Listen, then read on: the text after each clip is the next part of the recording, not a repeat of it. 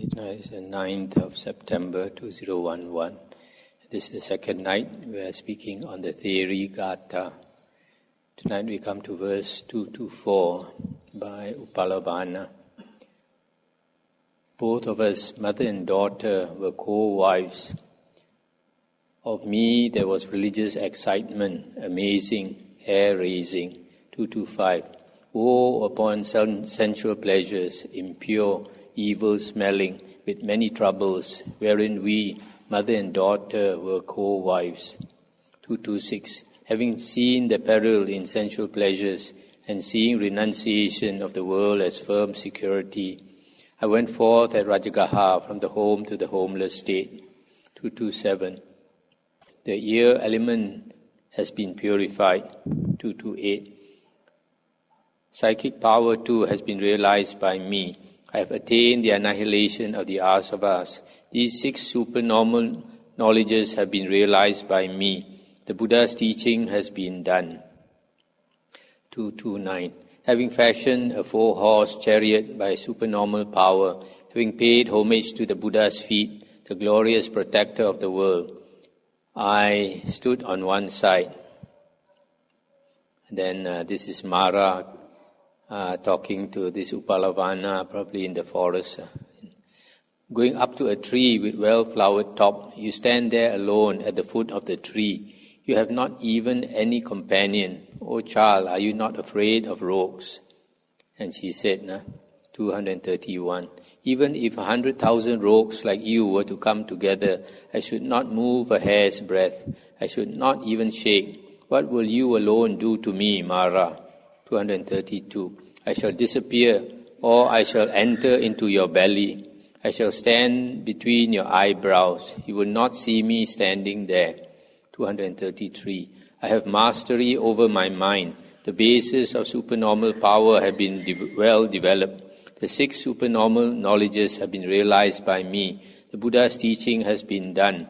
234. Sensual pleasures are like swords and stakes. The elements of existence are a chopping block for them. What you call delight in sensual pleasures is now non-delight for me. 235. Everywhere enjoyment of pleasure is defeated. The mass of darkness is torn asunder. Thus know, evil one, you are defeated and maker. We come to a group of 16 verses. Punika 236. I am a water carrier. Even in the cold, I have always gone down to the water, terrified by fear of punishment from noble ladies, harassed by fear of abuse and displeasure. And this nun said to her, 237, afraid of what, O Brahmin? Have you always gone down to the cold water? With trembling limbs you experience very great cold. 238. But already knowing the answer, Lady Punika, you ask one who is doing good action and blocking off evil action. And Punika said, 239, whoever, whether young or old, does an evil action, even he is released from his evil action by ablution in water. Submerging oneself in water and cleaning. And the nun said, 240, who indeed told you this, ignorant of the ignorant? Truly he is released from his evil action by ablution in water. 241. Now if this is so, all frogs and turtles will go to heaven, and alligators and crocodiles and other water dwellers. 242. Sheep butchers, pork butchers, fishermen, animal trappers, thieves and executioners, and other evil doers, even they will be released from their evil action by ablution in water. 243. If these streams carried away for you the evil previously done, they would carry away your merit too. Thereby you would be outside or devoid of both. 244. Do not do the very thing, O Brahmin, of which being afraid you have always gone down to the water. O Brahmin, do not let the cold strike your skin. Then this Punika was a Brahmin lady, but a poor one. She was like a servant. And then Punika said, 245, Noble lady, you have brought me, entered upon the wrong way, back into the noble way. I give you this water ablution robe. And the nun said, 246, let the robe be yours only. I do not want the robe. If you are afraid of pain, if pain is unpleasant for you, do not do an evil action, either openly or in secret. But if you do or will do an evil action, there is no release from pain for you, even if flying up and running away. If you are afraid of pain, if pain is unpleasant for you, go to the Venerable Buddha as a refuge, to the Dhamma and to the Sangha. Undertake the rules of virtuous conduct. That will be to your advantage. And Punika said, 250, I go to the Venerable Buddha as a refuge, to the Dhamma and to the Sangha. I undertake the rules of virtuous conduct. That will be to my advantage. 251, formerly I was a kinsman of Brahma. Today I am truly a Brahmana. I possess the triple knowledge. I am endowed with knowledge, and I am versed in sacred law, and I am washed clean. This is interesting here. The nun scolded her. Who told you this? Ignorant of the ignorant. By cleaning yourself with water, you can wash away your evil sins. If that is so, all the frogs and turtles will go to heaven, and alligators and crocodiles and other water dwellers. Just like some people, they think by doing certain things, like just taking vegetarian food, is so meritorious they can go to heaven. So in the same way, then if that is so, then all the buffaloes and the goats and all that will go to heaven. So it's not that we're trying to talk bad of vegetarianism, but the simile occurs to me. It's quite similar here. Group of 20 verses, Amba Pali, 252. This is very interesting. You listen to these verses, extremely interesting. Amba Pali was a former courtesan, high-class prostitute, and she was very much sought after. 252. My hair was black, like the color of bees, with curly ends. Because of old age, it is like bark fibers of hemp. Not otherwise is the utterance of the speaker of truth. 253.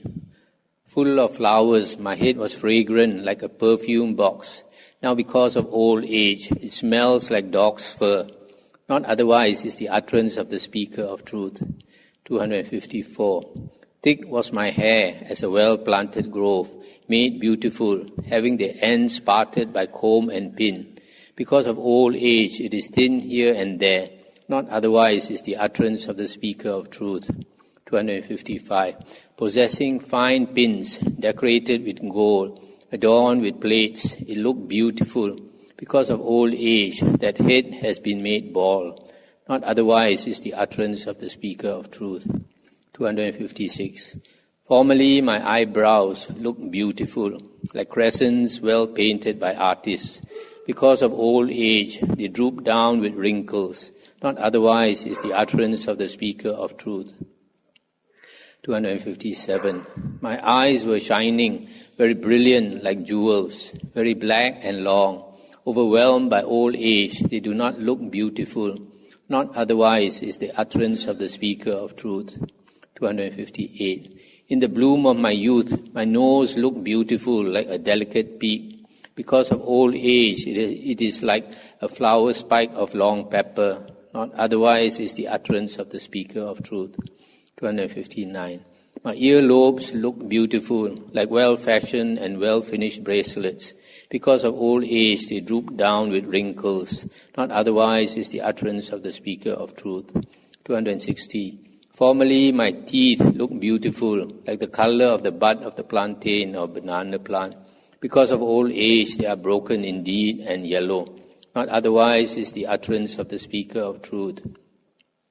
261. Sweet was my warbling, like a cuckoo wandering in the grove in the jungle thicket. Because of old age, it has faltered here and there. not otherwise is the utterance of the speaker of truth. 262. Formerly my neck looked beautiful, like a well-rubbed, delicate conch shell. Because of old age it is broken and bowed down. Not otherwise is the utterance of the speaker of truth.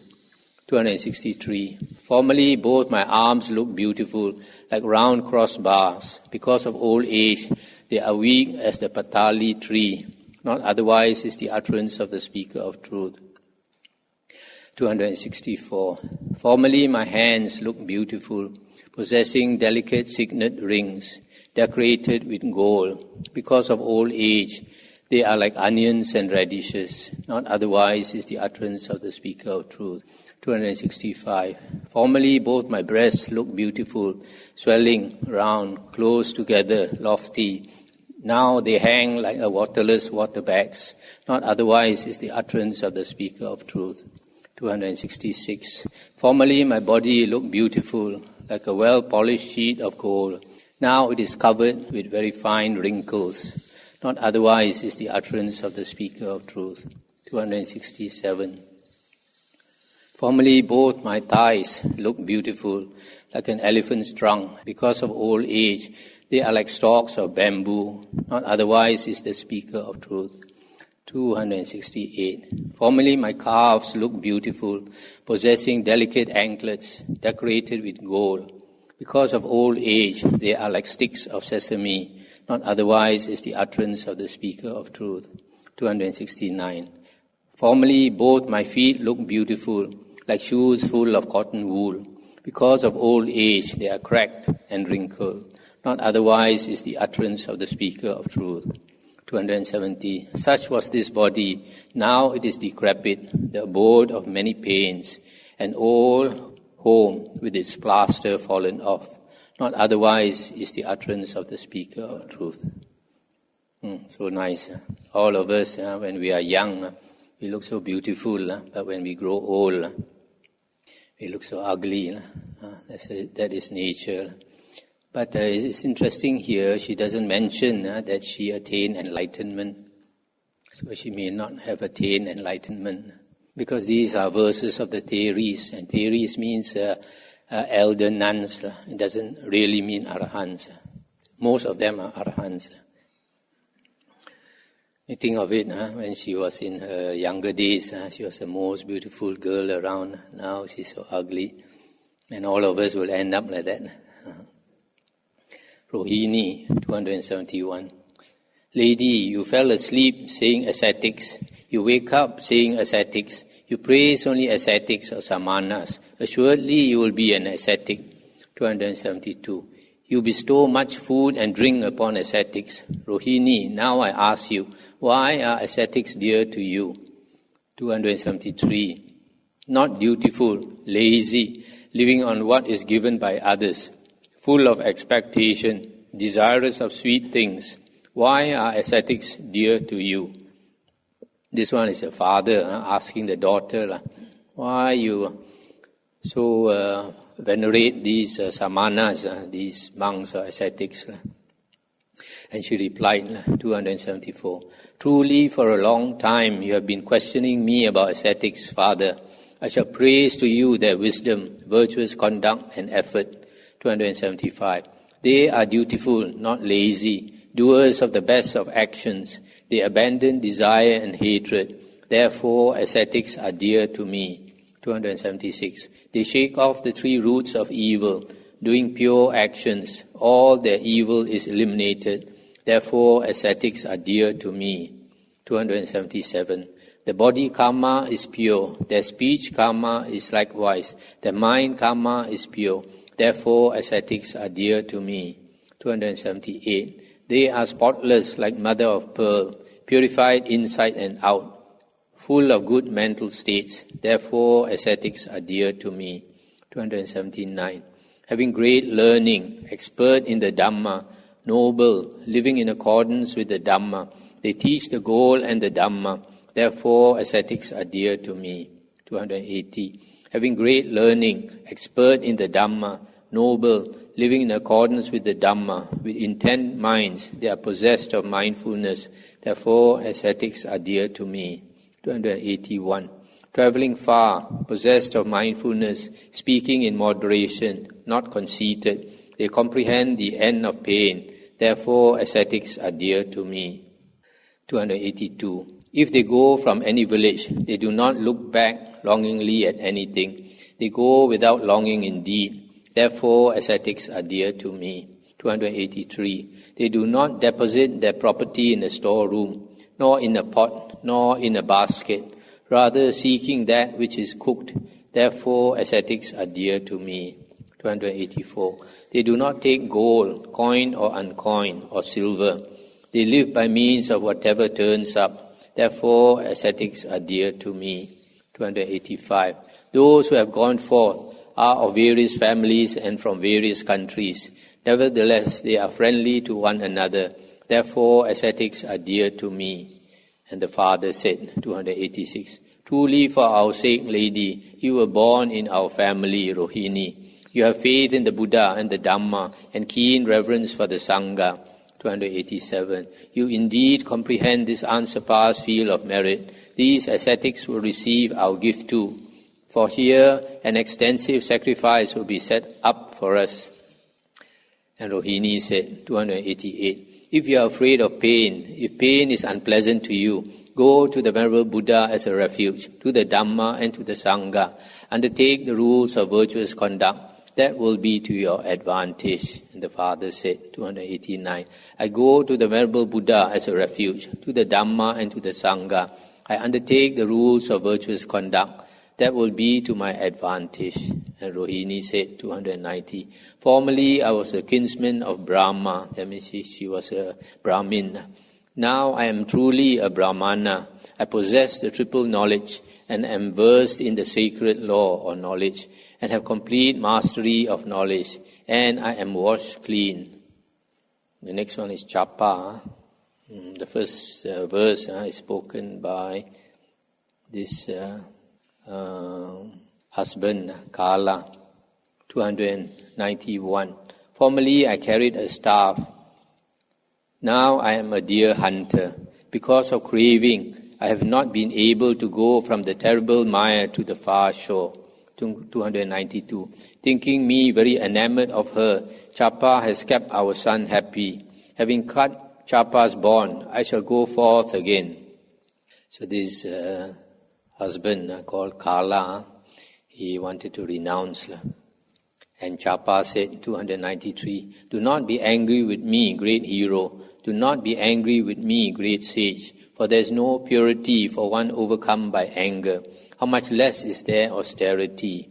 And Kala said, 294, I shall go out from Nala. Who will live here at Nala? At Nala, women bind ascetics living in accordance with the Dhamma by means of their figures. And Chapa said, 295, Come, Kala, turn back, enjoy sensual pleasures as before. Both I shall be under your control, and also whatever relatives I have. And Kala said, 296, If indeed a fourth part of this were, as you say, Chapa, truly that would be excellent for a man in love with you. And Chapa said, 297, O Kala, like a sprouting takari tree in flower on the crest of a mountain, like a flowering dalika creeper, like a patali tree in the middle of an island, with my body smeared with yellow sandalwood paste, wearing my best muslin garments, being beautiful, why do you go abandoning me? And Kala said, 299, Just as a fowler wishes to snare a bird, so do you by means of your charming figure. You will not fasten me. And Chapa said, 300, But this child fruit of mine, Kala, begotten by you, why do you go abandoning me, possessing this child? And Kala said, 301, Wise men leave their sons and their relatives and their wealth. Great heroes go forth like an elephant having broken his fastening. 302, Chapa says, Now I shall knock down to the ground on the spot this son of yours with stick or knife. Because of grief for your son, he will not go. And Kala said, 303, If you give our son to the jackals and dogs, he will not turn me back again for the child's sake, O wretched one. And Chapa said, 304, then fare you well now. Where will you go, Kala? To what village, town, city, royal capital? And Kala said, 305, formerly we were leaders of groups, not ascetics, thinking ourselves ascetics. We wandered from village, to cities and royal capitals. But it will be different now. For the Blessed One, the Buddha, alongside the river Naranjara, has taught the Dhamma to living creatures for the abandonment of all pain. I shall go to his presence. He will be my teacher. And Chapa says, 307, you should utter my greeting now to the unsurpassed protector of the world. And having circumambulated him, you should dedicate my gift. And Kala said, 308, this indeed is proper for us, as you say, Chapa. Now I should utter your greeting to the unsurpassed protector of the world. And having circumambulated him, I shall dedicate your gift. And then Kala went out alongside the river Naranjara. He saw the Enlightened One teaching the state of the undying, pain, the uprising of pain, and the overcoming of pain, the Noble Eightfold Path leading to the stilling of pain. Having saluted his feet, having circumambulated him, having dedicated the gift from Chapa, he went forth into the homeless state. The three knowledges have been obtained. The Buddha's teaching has been done. Surprising, this verses is mostly on the Kala rather than on Chapa. It's the Kala that renounced. It's the man that renounced, not the woman. Okay, the next one is on Sundari. 312. This first one, 312, spoken by the Brahmin Sujata. And I think she was talking to her wife, Vaseti. He said, lady, formerly when causing to be eaten your sons who had passed away, you mourn excessively day and night. Today, having caused 7 children in all to be eaten, O Brahmin lady Vaseti, why do you not mourn greatly? This one maybe all the 7 children died. And then Vaseti replied, 314, many hundreds of sons and hundreds of groups of relatives of mine and of yours have been caused to be eaten in the past, Brahmin. I, knowing the escape from birth and death, now do not grieve or lament, nor do I mourn. So she has understood the Dhamma, so even the relatives passed away, or her son, she doesn't mourn anymore.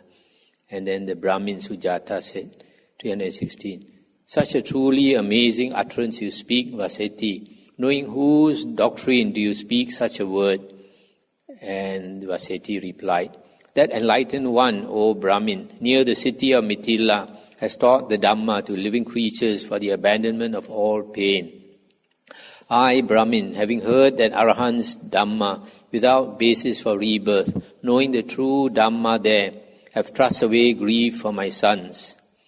And then this Brahmin Sujata said, I too shall go near the city of Mithila. Perhaps that Blessed One may release me from all pain. The Brahmin saw the Buddha completely released without basis for rebirth. The sage who has reached the far shore of pain taught him the Dhamma. Pain, the uprising of pain and the overcoming of pain, the Noble Eightfold Path leading to the stilling of pain. Knowing the true Dhamma there, he found pleasure in going forth.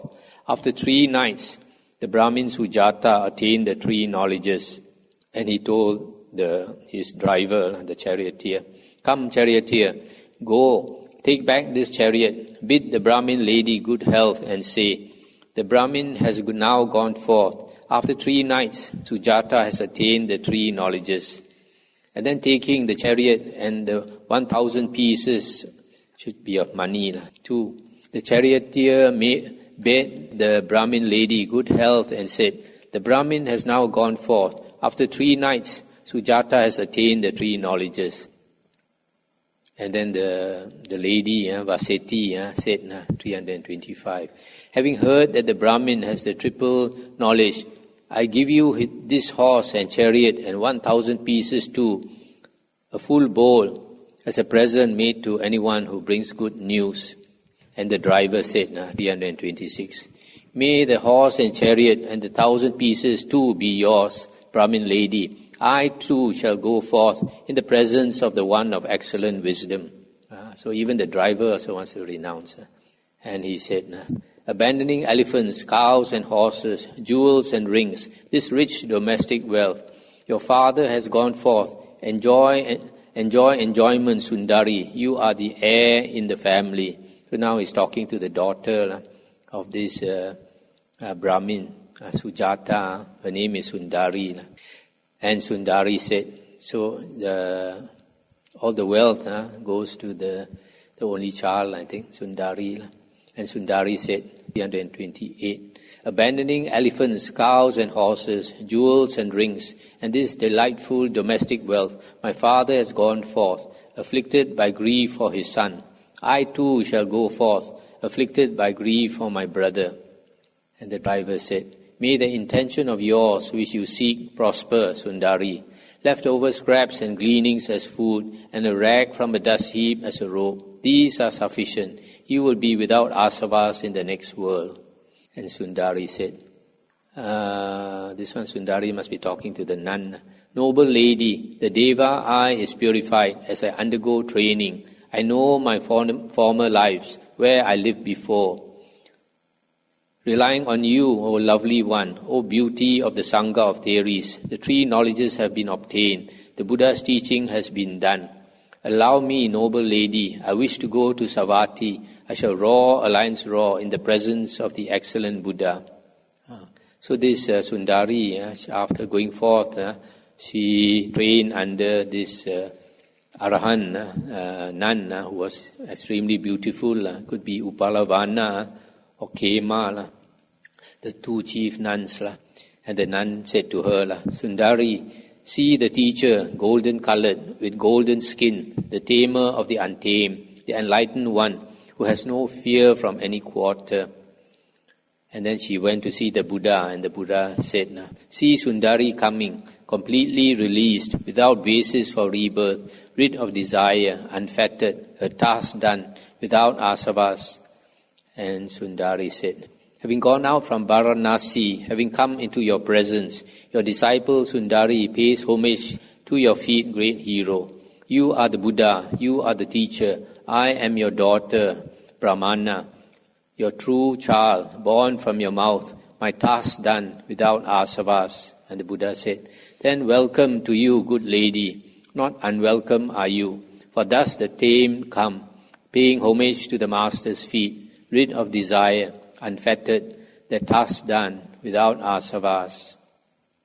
The next one is Uba, the smith's daughter, the blacksmith's daughter, 338. I was young, with clean clothes, when previously I heard the Dhamma. There was comprehension of the four truths for me, vigilant. 339. Then I attained great non-delight in all sensual pleasures, seeing fear in identity, Sakaya. I long only for renunciation of the world. 340. Having left the group of relatives, slaves and servants, the rich fields and villages, and delightful and pleasant possessions, I went forth, abandoning no small wealth. 341. Thus having renounced the world in faith, the true Dhamma having been well preached, it would not be fitting for me, having laid aside gold and silver, to take them back again, for I desire nothing. 342. Silver and gold are not conducive to enlightenment or peace. This is not proper for ascetics. This is not the wealth of the noble ones. 343. This is being greedy and intoxication, stupefaction, increase of defilement, full of suspicions and with many troubles. There is here no permanent stability. 344. Many men who are infatuated with this and careless, with defiled minds, being obstructed one by another, make a quarrel, slaughter, bonds, calamity, loss, grief, and lamentation. Much misfortune is seen of those who have fallen into sensual pleasures. O relatives, why do you, like enemies, urge me on towards sensual pleasures? You know that I have gone forth, seeing fear in sensual pleasures. 347. The asavas do not diminish because of gold, coin or uncoined. Sensual pleasures are enemies, murderers, hostile, binding with ropes. 348. O relatives, why do you, like enemies, urge me on towards sensual pleasures? You know that I have gone forth with shaven head, clad in the outer robe. 349. Leftover scraps and gleanings as food, and a rag from a dust heap as a robe. This indeed is proper for me, the basic essentials for a homeless one. 350. Sensual pleasures, those which are divine and those which are human, have been rejected by the great seers. They are completely released in the place of security. They have arrived at unshakable happiness. 351. May I not meet again with sensual pleasures, in which no refuge is found. Sensual pleasures are enemies, murderers, like a mass of fire, painful. 352. Greed is an obstacle, full of fear, full of annoyance, full of thorns, and is very disagreeable. It is a great cause of stupefaction.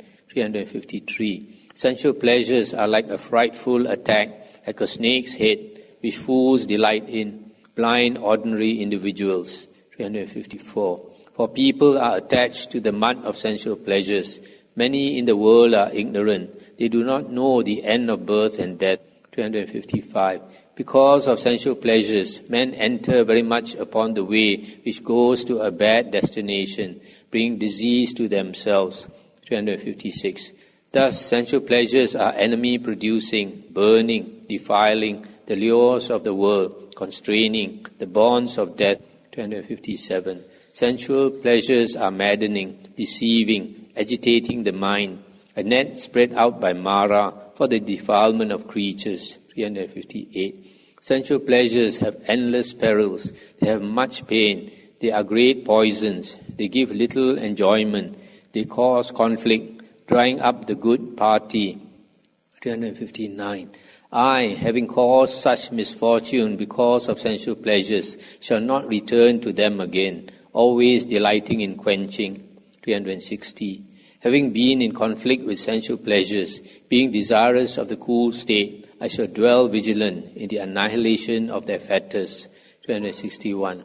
I shall follow that griefless, stainless, secure, eightfold straight path by which the great seers have crossed. 362. See this Subha, the smith's daughter, standing firm in the Dhamma. Having entered the immovable state, she meditates at the foot of a tree.